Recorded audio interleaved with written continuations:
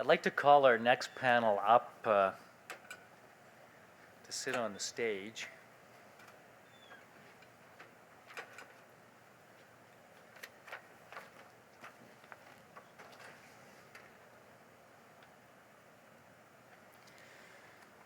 So we're having a panel discussion about plant protein trends in irrigated agriculture, and we have Trevor Pizzey of anCres Processing Solutions. Trevor, if you can come on up. Trevor Lewington of Economic Development Lethbridge, and Jefferson Gardner of InBridge, Inc. Told Jefferson he's got to change his name to Trevor. It's the only reason he can be on the panel. Kind of reminds me of the Monty Python sketch of, this is my friend Bruce. We're going to start with a brief presentation by Trevor Pizzey of anCres. He's the president of anCres Processing Solutions, a Calgary-based engineering and project management firm with subject matter expertise in grain processing. He's passionate about helping Western Canadian small and medium-sized agribusiness feed the world. To meet that objective, anCres focuses on optimizing clients' existing operations and facilitating capital investment in new assets. Trevor is a specialist in managing the design and construction of grain processing facilities, including navigating the complexly increasing complex regulatory environment his clients operate in. Trevor was raised on a pedigreed seed farm in western Manitoba, where the family business also included the operation of a special crops processing facility and a retail crop inputs outlet. He graduated from the University of Manitoba, where he received a BSc in Engineering, Industrial. His subsequent 30 years in the grain foods processing industry included leadership of Viterra's $1 billion North American food ingredients manufacturing portfolio. Today, Trevor draws on his diverse background to help agribusiness companies achieve their potential with strategic growth and operational excellence. Trevor.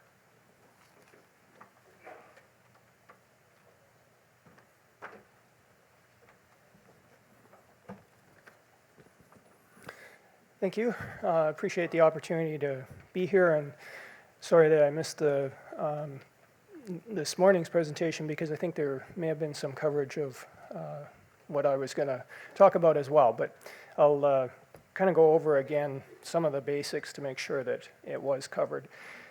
So as was mentioned, I work in the engineering and project management field in grain processing, and this topic of fractionation and protein trends in agriculture is an area that there's been increasing interest from many of my clients, and I've received a lot of inquiry about, what does this include and how much does it cost and how long will it take to build a facility. So I wanted to just cover a little bit of that in the next couple of minutes, and then we can take questions later on here.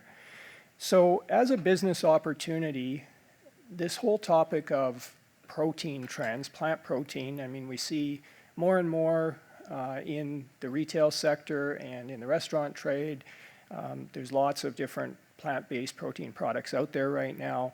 And many of those plant proteins are coming from commodities that we grow right here in Western Canada. Pea protein is one that's received a lot of attention lately, and there's been a fair bit of investment in Western Canada. You maybe have heard of the Roquette plant in Portage la Prairie, Manitoba. And then I've got a couple of other clients that have built facilities that are a different technology for extracting pea protein. And everybody's kind of gone through that process of understanding what's the opportunity, and then they've done analysis to decide whether or not it's worth investing, and then they go through a design and project management and construction phase. So as it relates to making that decision about whether it's worth investing, and I think that the opportunity is significant, and this part of the province is in a really good location for this because, as I said, many of the commodities that we're growing in Western Canada are sources for proteins, in particular legumes, and under irrigated agriculture here, you have the opportunity to produce a broader range of legume products than many other areas. So in general, the peas, beans, other pulse type commodities like that. And so it generally starts with kind of looking at what the opportunity is. And as we've seen in the retail space, there's lots of attention being paid to it. There's lots of people buying plant-based proteins. And some of the numbers that we've been seeing lately are that year over year, the growth in plant-based proteins is 7 to 10%. So it's growing quite rapidly. Of that, most of the worldwide plant proteins are dominated by a couple of commodities, soy and wheat, but those are not the fastest growing. Those big pieces of plant protein are stable, still growing a little bit, but the really high growth is in things like peas, commodities that Western Canada is really dominant in. And so when it comes down to understanding the process that's necessary to get to those plant proteins, there's a couple of basic technologies. You'll hear the word fractionation talked about. What is that? It's basically just taking a commodity and splitting it up into different component parts.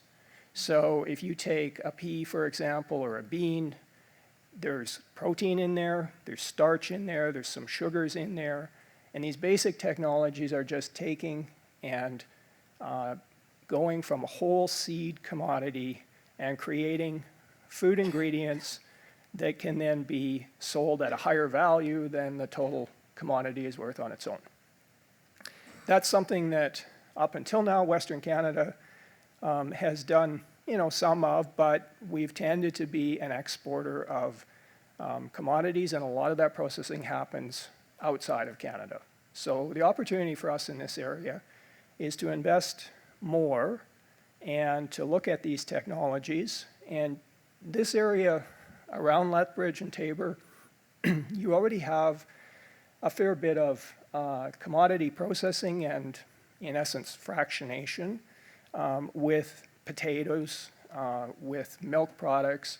You've got facilities here that are already taking and adding value by extracting different components. And this fractionation technology is just one more opportunity for the area. One of the other facilities in town that I forgot to mention is the Richardson oil plant. So that's a fractionation plant. They're actually taking and pulling out the 40-45% of the commodity that is high value. They're left with a byproduct right now, the meal, that is lower value, and that's one of the real items that needs to be assessed in any evaluation of an investment in this, is dealing with all of the different commodities that you produce, all the different fractions that come out. Up until now, fractionation was driven largely, like historically, by things like starch and oil, and protein was often just a byproduct, and that's how it's been in different parts of the world and different commodities for the last 20 or 30 years. Whereas now the focus is turning more and more to protein being the high value component.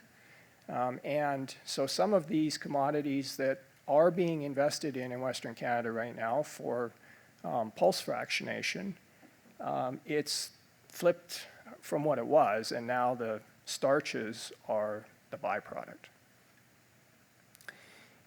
I want to just touch on a little bit of some of the things that I've seen from many of my clients.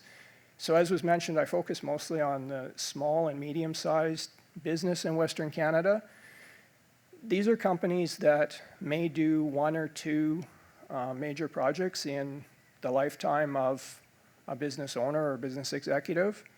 Unlike companies like McCain's and others in town that have large facilities, really significant investments, and they've got extensive in-house resources that help them make that decision about investing and then follow through with the execution of those projects.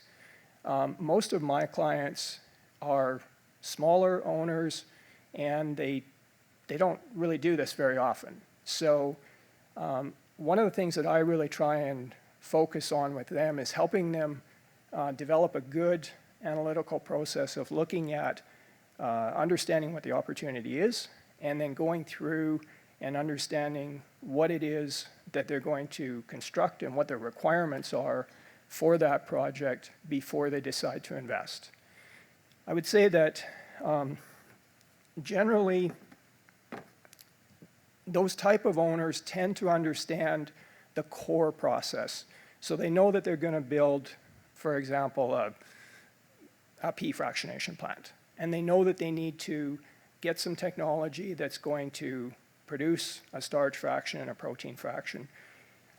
But one of the things that's often overlooked is all of the peripheral aspects of building a plant like that. And so you have all the grain receiving and drying, and you've got, cleaning, you've got your finished warehouse, you've got packaging, you may need offices, you may need site infrastructure, rail siding, all those kinds of things. And I find that many times people go into a project and they believe that it's going to cost a certain amount and they believe it's going to take a certain amount of time. And then as they get into the details of it, not having done that type of work before, they find that it's more expensive and it takes longer, and they get to the end and they often haven't been able to really complete the project that they wanted to, and they've been forced to overlook aspects of their project or defer parts of their project, and it doesn't really give them the opportunity to capitalize on what that real opportunity was for them to begin with. I think that, and we can take some questions about some of those aspects later on. I wanted to also just give you, in the intro here, a little bit of a sense of kind of the size and cost of some of these projects that are resulting in protein products. So that Roquette facility that I mentioned in Portage la Prairie, that will process about 125,000 tons a year of product. It's going to be between $400 to $450 million for that project. That one uses a technology that's referred to as wet fractionation. So it produces a very high quality protein and a very high quality starch, and that gives them the opportunity to go after generally the human consumption market. But it's a very expensive technology, and it comes with some other challenges, including water. So it uses a lot of water, 30,000 liters for every ton of product that you're processing. And you have a lot of wastewater to deal with, and the wastewater quality is challenging, so that adds cost as well. And on the other end, you have facilities that use a dry fractionation technology where they're basically just grinding product up and then separating the particles because of different size and density. For the same size of facility, like capacity-wise, you could construct a dry process for about $40 or $45 million, so 10 times the cost difference. Now, the product that comes out is not as pure, and so your product market is then limited. And most of the dry fractionation facilities that are being constructed in Western Canada right now are going after the pet food market. They're still highly profitable. I have some financial models of those two different operations, and on a net investment basis, the dry fractionation facilities are as profitable, or in some cases more profitable, than the wet, but they're going after different markets. So I think that just understanding what the market opportunity is and then having a really solid process to go through to make your decision is really helpful and being able to know exactly what it is as you get into it. And then the final point that I want to just raise is the matter of regulatory that was mentioned in my intro. And I think that, again, depending on the sophistication of and experience of the company that is doing the work, you may already be very familiar with the regulatory environment around construction. If you're not, you can get surprised at how long it may take and the amount of effort it may take to get permits in place, to get through that whole process before you're ever even able to start construction. As an example, I'm working out in the Tabor area right now on that fertilizer plant, and the Alberta water permit out there that we applied for has taken about a year to get approval on. So very straightforward process and delivering all the information necessary, but it takes a long time. And so going into these projects, it's necessary to just kind of understand that before you commit to anything. Great. Thanks. And we'll hear more from Trevor in a moment once we start the panel discussion. Trevor Lewington is the Chief Executive Officer of the Economic Development Lethbridge. Together with a 25-member volunteer board of directors, Trevor is proud to work with a talented team that develops and delivers on initiatives to promote the Lethbridge region as an excellent place to live, work, visit, invest, and do business. Trevor has 15 years of executive management experience in the food processing industry, in addition to many years living the trials and tribulations of a small business owner, combined with additional roles in the public sector. He holds a Bachelor of Commerce with a major in Human Resource Management, completed a Change Leadership Certificate with Cornell University, and is a Chartered Professional in Human Resources through CPHA Alberta. He's been recognized as a Senior Certified Professional by the Society of Human Resources Management, and is also a Certified Logistics Professional through the Canadian Institute of Traffic and Transportation. He has accredited Insights, a Discovery Client Practitioner, delivering training on communication, team, and leadership effectiveness. He's engaged and involved in his community and has served as the Deputy Mayor in the village of Sterling and currently serves in the role of Mayor. Trevor is a member of the Advisory Board for the Dillon School of Business at the University of Lethbridge, is an active member of the Board of Directors of the Plant Protein Alliance of Alberta, Economic Developers of Alberta, Economic Developers Association of Canada, as well as the Lethbridge Hurricanes WHL Hockey Club. Trevor.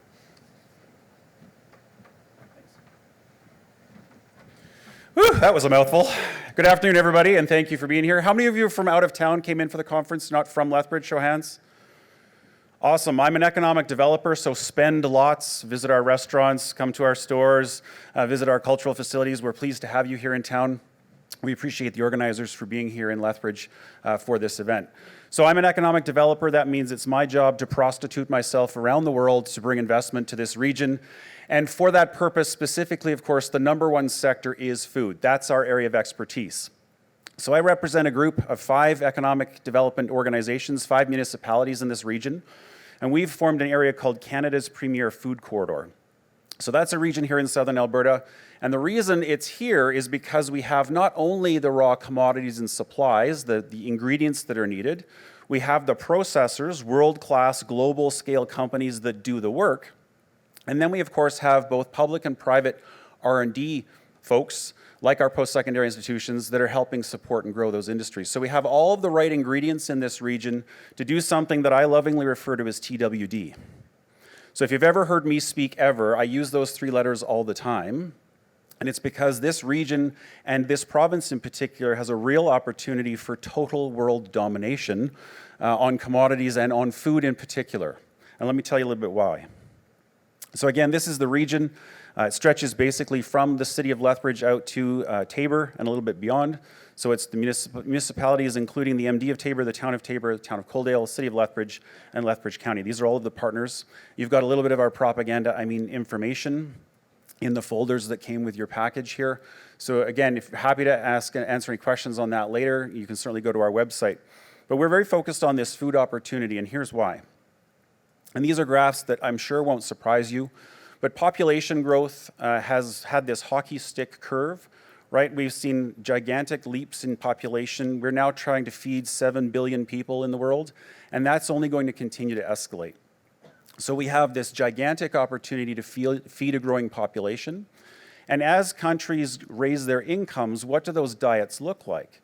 Well, just as most of our baby boomers are retiring and maybe cutting back on the red meat, self-imposed or otherwise by your doctor, other parts of the world are trying to emulate our diets. So as North Americans in particular, and to an extent Western Europeans, are moving away to more plant-based alternatives, other parts of the world with population growth are actually seeking alternatives. Now, to be clear, I'm not anti-beef, because I recognize that 60% of Canada's beef production happens in a very small corridor just north of here, and plant-based proteins are important for animal feed as well. So the opportunity here is to meet consumer trends towards plant-based proteins. The opportunity is to meet global requirements for additional sources of protein, and that includes more exports of animal-based proteins as well. But the opportunity right now is in the plant-based, and here's why. As that population grows, it's happening in an area of the world that's not here. So we have a real opportunity to grow our exports, and you can see that in Asian markets, the population will see a bit of a curve down as the bulk of the population eventually dies, because they're older than we are.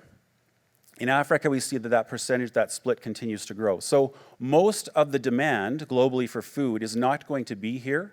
It's going to be in those two areas of the world, and that's where incomes are rising the fastest, right? So relative to our position today, of course, incomes are very low, but it's growing by leaps and bounds in those areas.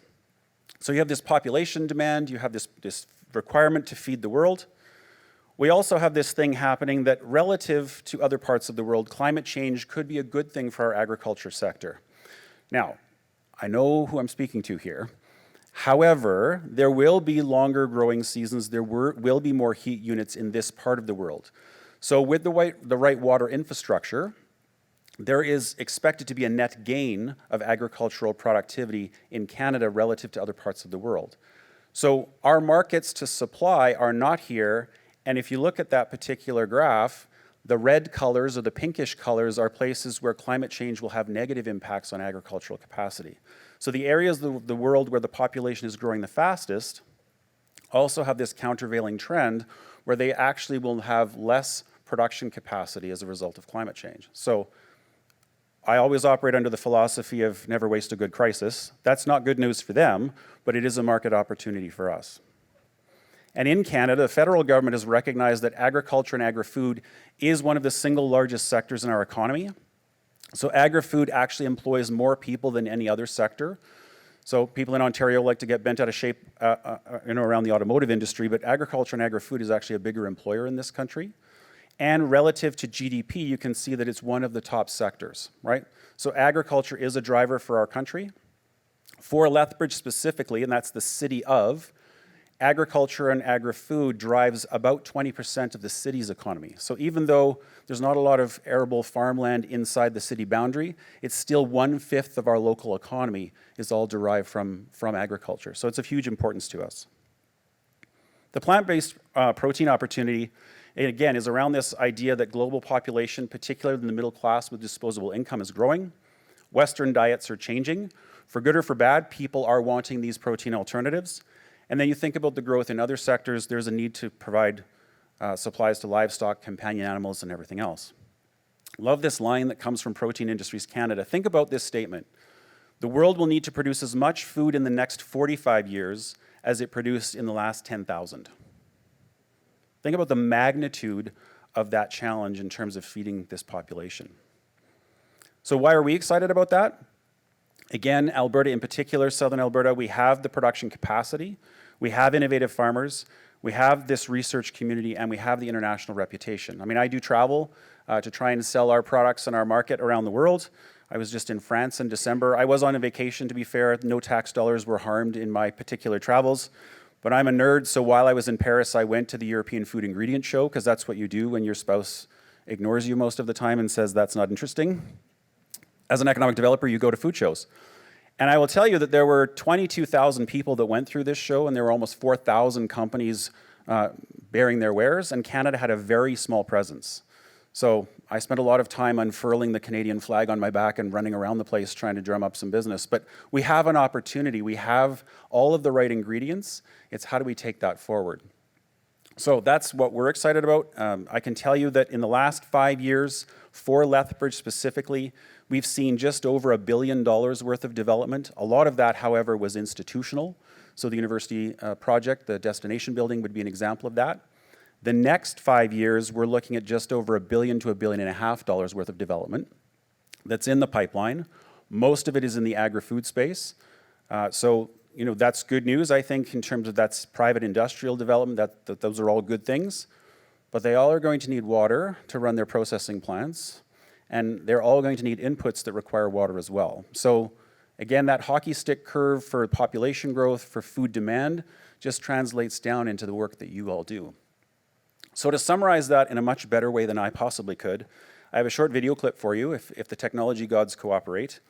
And the gentleman that's speaking, his name is Dr. David Hughes. He's someone that we've worked with quite a bit. He's based in the Imperial College in London, in England. But he's a very enthusiastic, as you'll see. I actually play this video every time I get out of bed. Some people have an alarm clock. I actually use Dr. David Hughes to get me out of bed because his message is just so heartwarming. I hope that you find it interesting as well. But listen to kind of what he talks about and how he weaves that message together. And if I could get him to move here, he'd be like the chief sales officer. So we'll see if we can run that.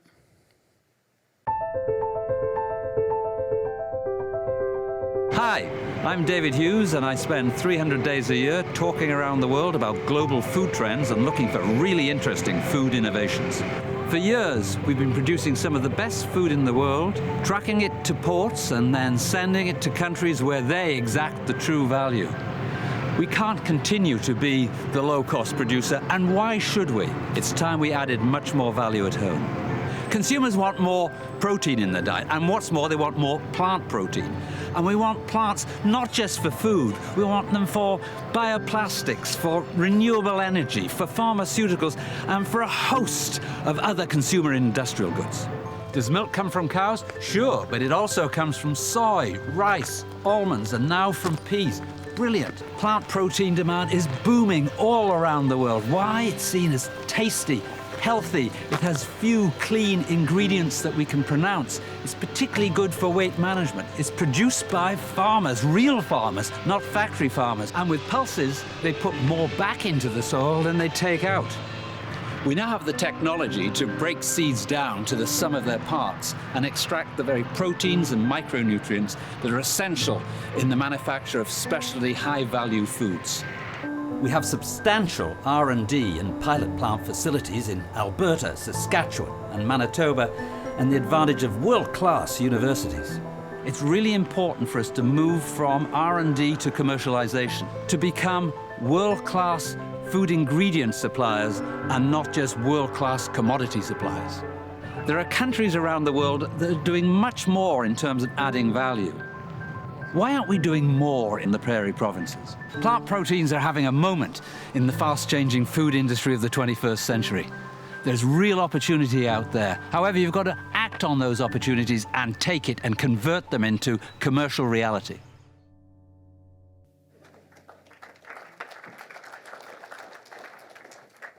It's a pretty passionate person. Our next panelist is Jefferson Gardner of InBridge, Inc. Jefferson is co-founder and CEO of InBridge, Inc. As a certified blockchain expert and researcher, Jefferson and his team explore the impacts of emerging technologies, how they will integrate with each other, and improvements to our world. He has worked in 10 industries, 7 countries, consulting with foreign governments and large corporations in the areas of operations, strategy, marketing, automation, concept development, and technology. InBridge focuses on improvements in agriculture, manufacturing, supply chain, among others. Jefferson. So Trevor, the middle one, or the one to this side, we have an ongoing bet of seeing how quickly someone can talk during a presentation. So grab the seatbelt that's conveniently located under your seat, put it in and hang on. This is going to be an interesting one.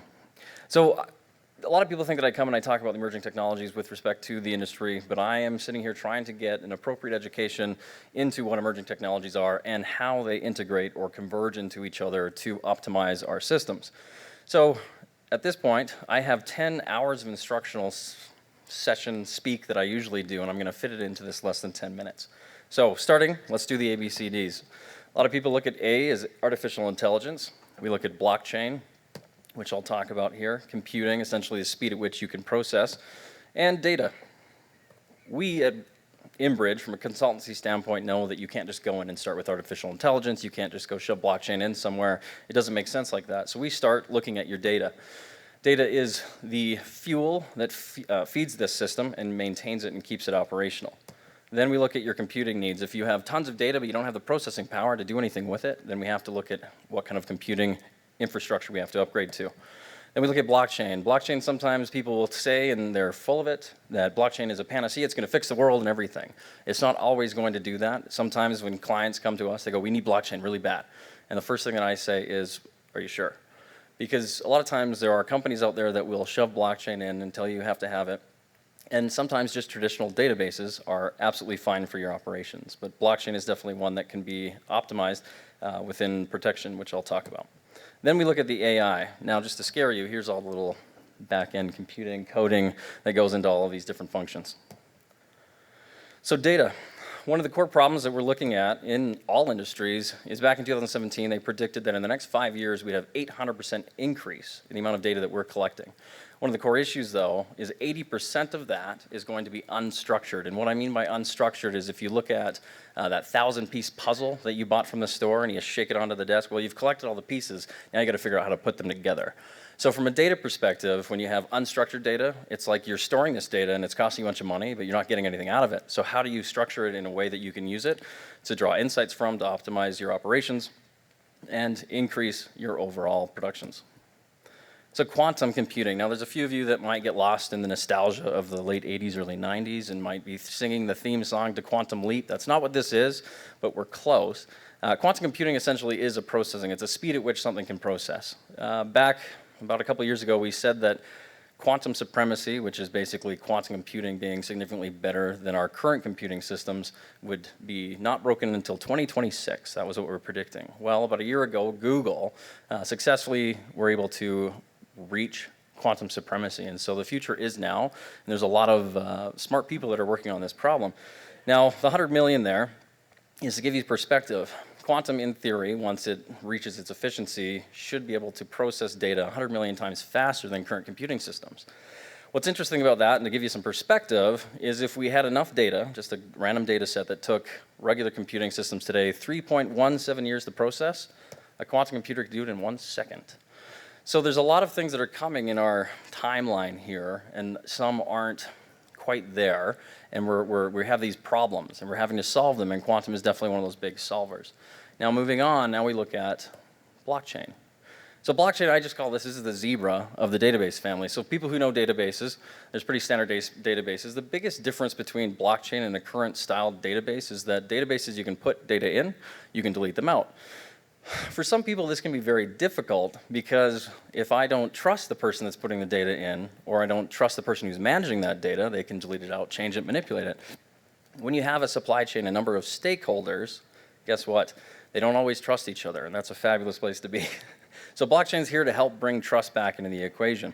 So the difference with blockchain is that you put data in and it cannot be deleted out. So what is a block?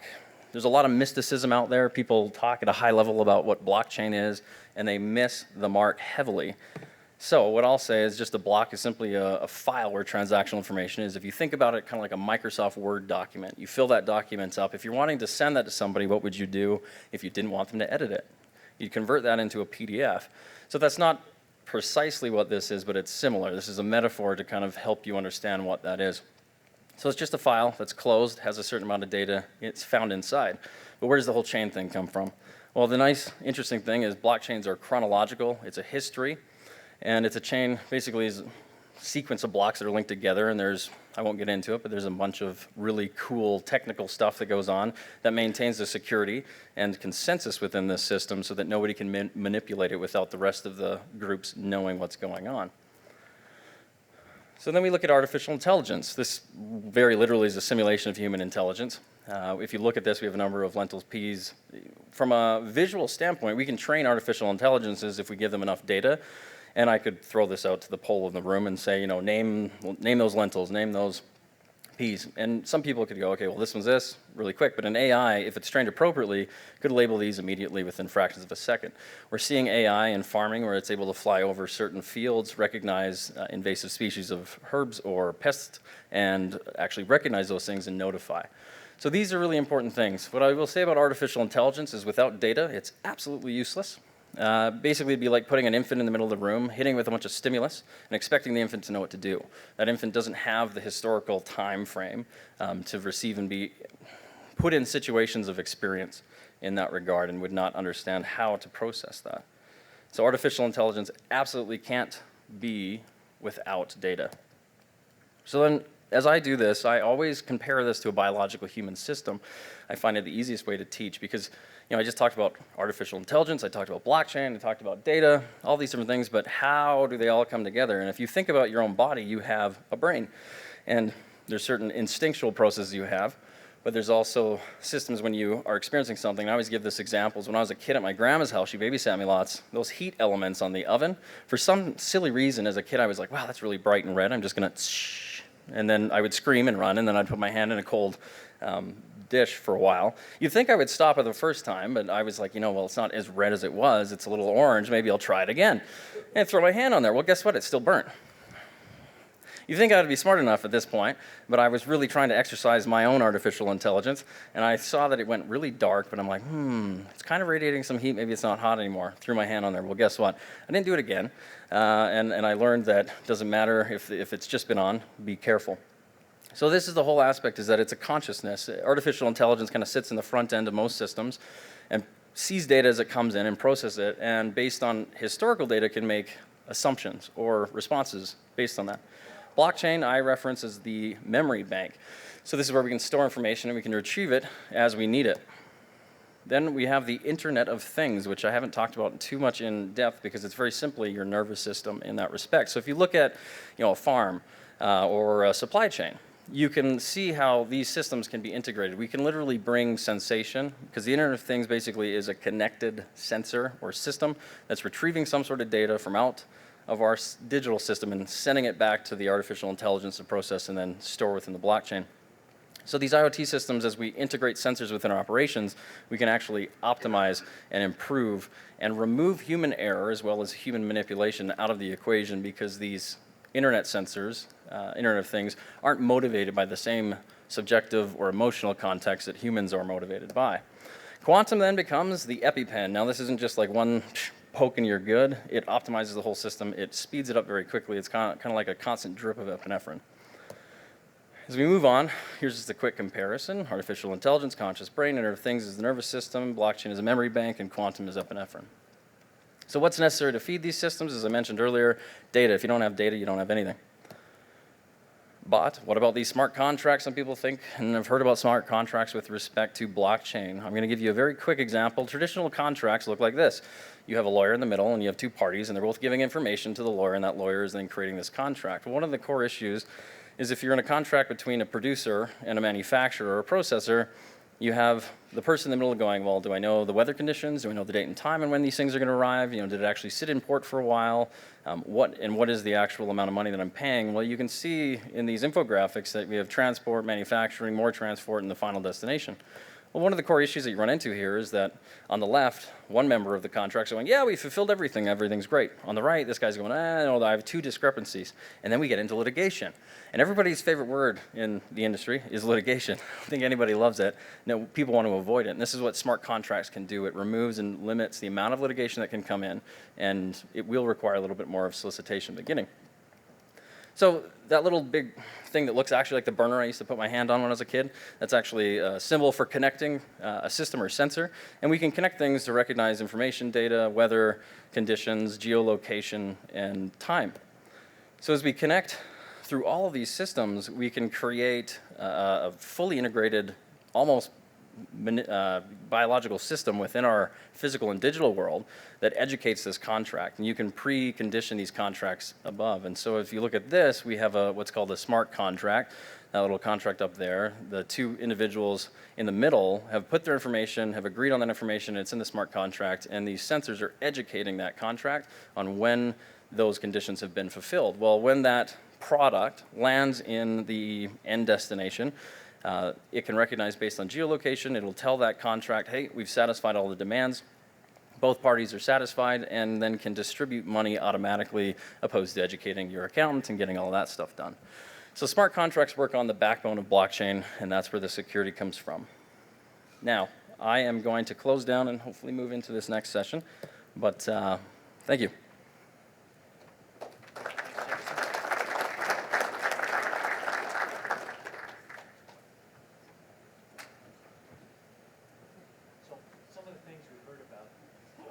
On this?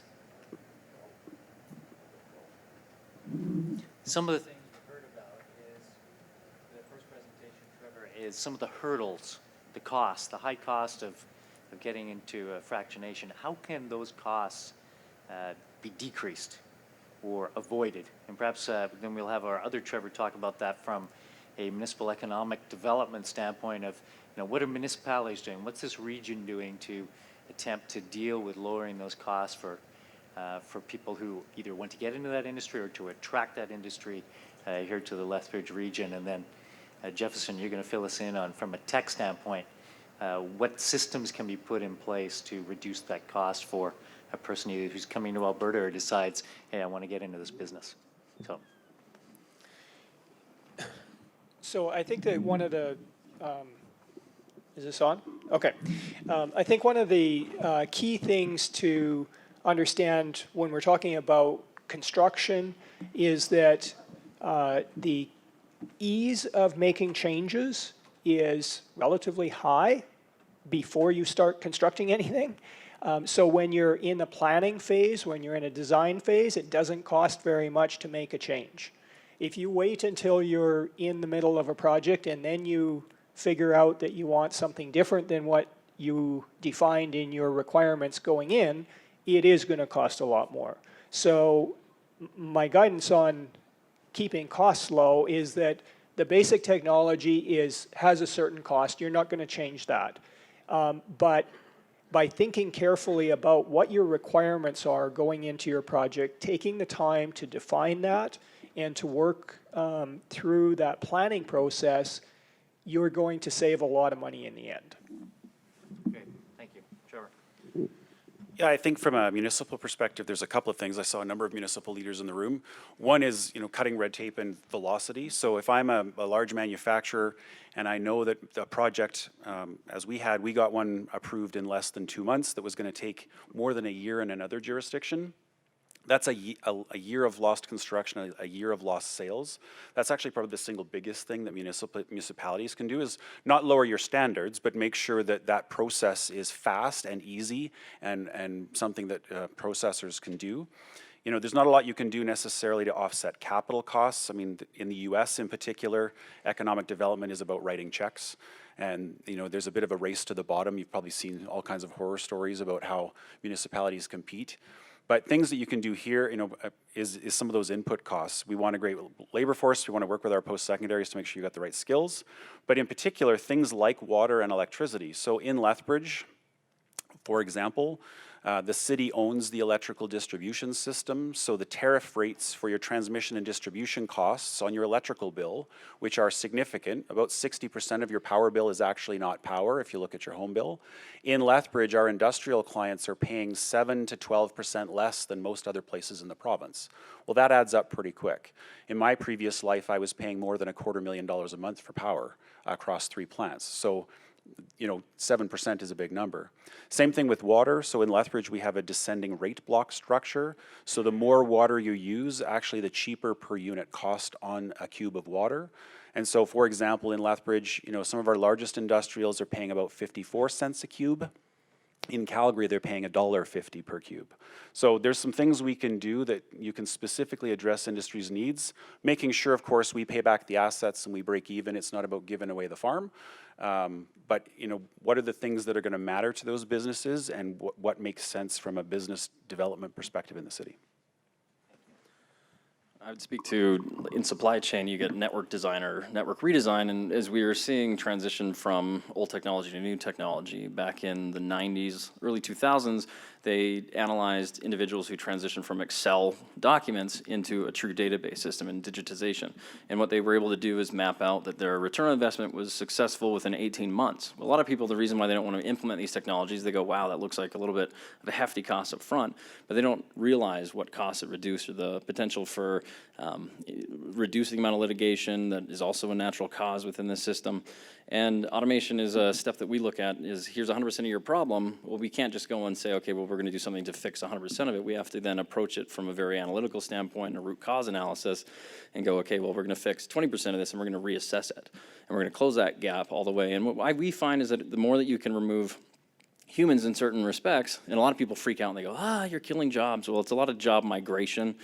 People are going to have to adjust to the demands of the marketplace. But as we relieve people from certain points within those systems, you reduce the amount of human error. And honestly, when you analyze within any operations and management systems, human error can cause and will cause some of the most and biggest losses. Where these systems, when you put a hardware system in there to educate or transfer information, you actually relieve the subjectivity of the human. And the only comparable that I can sit there is anybody that's watched Willy Wonka and the Chocolate Factory. They're trying to find those 5 golden tickets, and there's a scientist plugging into a machine, where are the golden tickets? And the computer basically says, what in the world would a computer do with a lifetime supply of chocolate? Different motivations eliminate that motivation, and you eliminate the potential for human error and manipulation in that error. So one of the other issues is investment. How do we get or attract investors into this industry? So I think I've got a quote from Trevor Lewington here. It says, I read this from the newspaper, approximately 2,000 to 3,000 people are directly employed in agriculture, with 900 farms in the region generating $1.1 billion every year, or around 20% of the local GDP. Now, Lethbridge area has done a pretty good job so far. You've got Cavendish Farms, McCain's, PepsiCo, Richardson's, Sunrise, Maple Leaf, Broxburn, Agriport Cheese. How do we go about and show that this is an industry which people need to invest in, rather than typically, what do you think about Alberta? It's oil and gas, right? We know what that climate's like for investment right now. How do you focus on ag? A great question. I mean, that's most of my life. I will tell you that there's some baseline things. Obviously, you have to have access to markets and highways, but it really comes down to a couple of core things. So number one is the core infrastructure. So, many municipalities will beat up on their economic development officers and say, why haven't you landed me a blank factory? And the reply should be, well, if I had them in my office, what would I show them? Right? So most companies are not willing to wait 6 months to a year while you develop industrial land that has servicing. There's an expectation that when I show up at your door, there's a place for me to go. And that means upfront investment. So that's why a lot of municipalities shy away from that. So good, bad, or indifferent, Lethbridge has added another 400 acres of serviced industrial land at a cost of about $20 million. And that's going to sit in the ground and collect dust. Nothing's going to happen. But when people show up, we can just literally turn on the switch. So that core infrastructure is important. And the number two thing that always comes up is around quality of life or workforce. So first of all, your community has to be a place where people want to go, right? So if a plant is going to employ people, are there enough affordable rental units in your community that they could actually live there? Because if they can't, no company's going to want to have to recruit people and then bust them from somewhere else.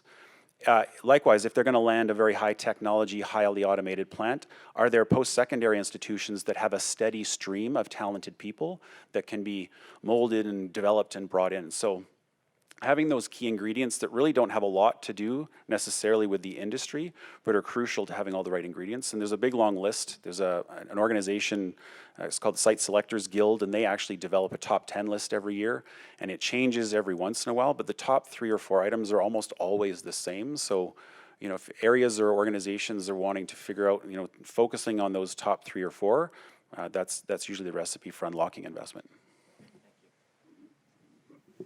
Trevor Pizzey, you've dealt with clients who have been out there seeking investment. What sort of things specifically are investors looking at when they're evaluating an opportunity, particularly in relation to fractionation? Well, as I said, I deal mostly with the small and medium-sized owners or investors. So I think that one of the things that they are trying to do often is to keep control of their business. And it's one of the challenges that they face is that, someone who's a farm level operator and wants to invest in something like this, it's a multi-million-dollar decision for them, and it's sometimes or quite often not something that they're prepared to fully fund themselves. And when they're looking for an investment partner, if the investment partner is putting in a significant amount of equity, then they want a fair bit of say in how the business runs. And I think that is one of the challenges that my client base faces. And I think that many investors, outside investors, are looking for a fair degree of confidence in the project. And one of the challenges in the plant protein space right now is that it's a relatively young industry, and a lot of these commodities that are being produced, food ingredients that are being produced, don't yet have a fully developed market, and that's something that is also just a little bit of a barrier to getting some of these projects going, because it's kind of a chicken and egg scenario where you go to a large food manufacturer, a Kellogg's or a Post Ingredients or something like that, and you're trying to sell them a product that you're not yet producing because you want confidence that they'll buy it before you invest. But on the other hand, they're not willing to invest in food formulation until they have a supply chain out there that, that they're not just locked into a single supplier, that there's some confidence that if something goes wrong with one supplier, that there's another backup for them. So it's a tricky situation to get investment partners into. Thank you. Just dealing with the tech aspect, we talk a lot about exporting our proteins out to the world. How do we keep track from a quality perspective? I mean, we've known the trade disputes where China says it's contaminated, we don't want to touch it. How do we deal with that from a technology perspective? Trying to answer that question from an experience that I had. So we engaged with a number of, there's this Women in STEM fund that Economic Development actually was able to achieve through Tech Connect, and there was a number of women both at the university, the college, and at a high school level that we brought together and educated on emerging technology. Then we took them out to a blockchain AI hackathon in Toronto, and just so everyone in the audience is aware of the quality of the individuals from this city, is we went out there was Russia, China, Romania, Ukraine, all of these different countries from all over the world that were attending and hacking, and our team took third. And the problem that they proposed was this issue with China and canola. And you have this massive issue where you have, contaminant, and I think most of us in the room will agree that this was more of a geopolitical fighting thing than an actual contaminant that was found. But how is there provability within our systems? And based on what I explained with the smart contract, you can have these sensors. And so we proposed a solution where in the train rail systems, we would have sensors that would recognize moisture levels, contaminant levels. There would be sensors that would recognize how often the lids were opening up and closing. And then there would be transport query stations where data that's collected in those sensors would then be transported to a hardwire system at a transitional point and then collected and verified within the blockchain. But within blockchain, you have all these individuals who are coming in and are helping with the consensus of it and verifying all the data that's inputted into it. And so essentially the system that we implemented or proposed and then hacked and actually developed in 24 hours could solve the canola issue across Canada. And that's why they got third place, because they solved a major problem. I think going to some of their point is we have this succession issue within agriculture. Who are the people who are going to take the lead? I work with the agent program at the college, and a lot of these kids, when they get in there and they realize what can be done with technology in agriculture, they get all excited. And they go, wow, like I can't believe it. And I think agriculture has a lack of sexiness problem, and it's going to bring back sexy because you have all these kids who are realizing how to implement these new systems, and the team that we took out there, once they realized what they could do and how quickly they could do it, and solve real-world problems, it just got them excited. And now for the most part, the majority of them are still engaged in trying to solve these things. I think we've got time for some questions. If you want to ask any questions, we've got about 5 minutes. So if you want to go to one of the mics, any of the panelists would be happy to answer them for you.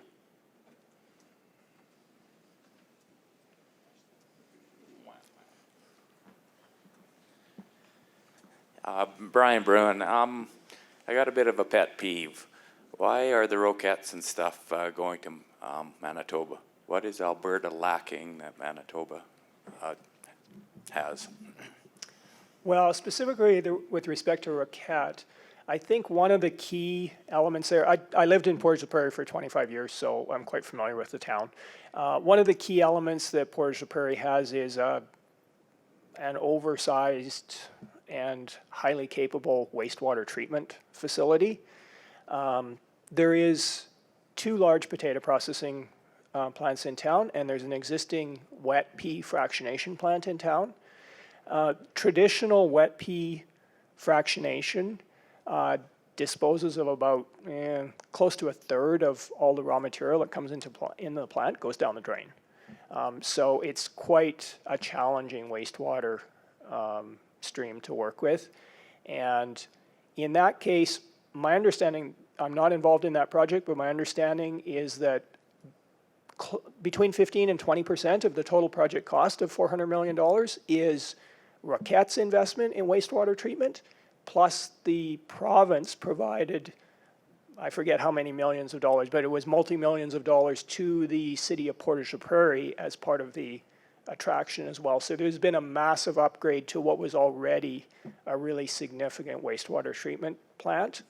And other fiber processors that looked at building plants in North America a number of years ago, again, Portage was one of the sites, one of the few sites in Canada or the US that was really prepared to deal with the wastewater stream.